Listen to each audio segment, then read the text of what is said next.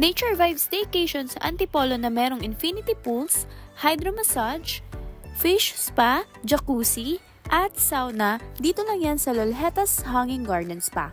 This is our room nga pala guys, which is a queen room at talagang napaka-spacious ng kwarto na to.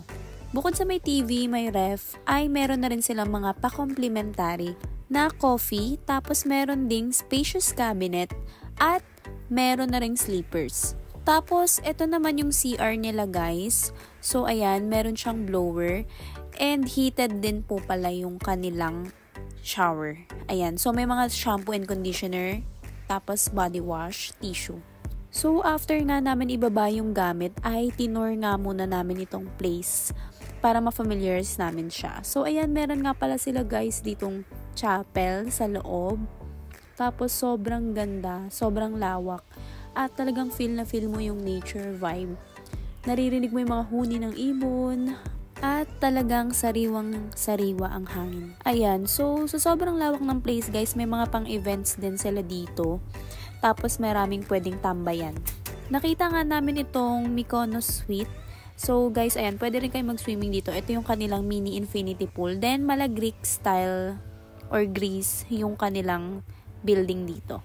Ayan, so very Instagrammable yung pwede nyo makuha mga shots dito guys. Tapos, ayan, in-explore din namin yung nandito. Meron silang lap pool and hydro pool. Ayan, sobrang ganda. Ang galing nga kasi lahat ng to ay kasama na rin doon sa package na maa-avail ninyo. Take note na lang kasi may swimwear guidelines sila dito. Ayan, so tumambay muna kami dito and nag-browse-browse. May free wifi naman din sila na pwede ninyong magamit. At syempre dahil galing kami sa mahabang biyahe ay napag-decidean nga muna namin na kumain ng merienda dito sa kanilang reception area. The food was nice and the ambience of the place is good. Then, napag-decide na nga namin na bumalik muna sa room para makapag-rest before yung massage schedule namin. So, ayan, sumunod nga pala tong si Mingming. Talagang nag-antay siya dun sa pinto kasi wala nga kaming food that time. Anyways, ito nga pala guys yung kanilang massage room. So, nakaschedule kami ng 5 p.m. to 6 p.m. So, 1 hour massage siya. Overall experience, ang masasabi ko lang ay very relaxing. Syempre, full body massage ba naman? After that massage ay binigyan nga nila kami ng complimentarity which is completes the experience. At syempre since dinner time na ay nag-crave nga kami for a ramen. So guys, ayan, pwede naman kayo mag-order. In-order lang namin to sa Grab. Since it's night time, wala muna kaming masyadong activity and nagpalipas nga lang kami sa room watching Netflix. Hello, good morning. Magbe-breakfast muna kami dito sa reception area. Yep, reception area ng Lolhetas Hanging Garden. Shout out to Kuya Mike for this treat with free breakfast. Thank you. This is our breakfast nga pala guys, which is sausage bacon, tapos yung taco. Guys, tingnan nyo, andito si Mingming. Maya namin siya pakainin kapag paalis na kami. Here. Kinamay ko siya mamaya na eh. Ito na yan, pero kainin na yan. Hi guys, so ngayon ay pupunta na kami sa Hanging Garden, which is nandun yung mga infinity pool and everything. Ito tayo namin. Ayan. Hindi pa namin Ito yung outfit check. Ayan. Ito yung cart namin guys. So ayan, ihahatid nga kami nitong cart doon sa Laureland Farm Resort, which is near lang naman siya, and dito kasi yung Hanging Gardens. Meron din pala sa inyo ibibigay na bathrobe and towels. They also have lockers, so safe na safe naman yung mga gamit ninyo.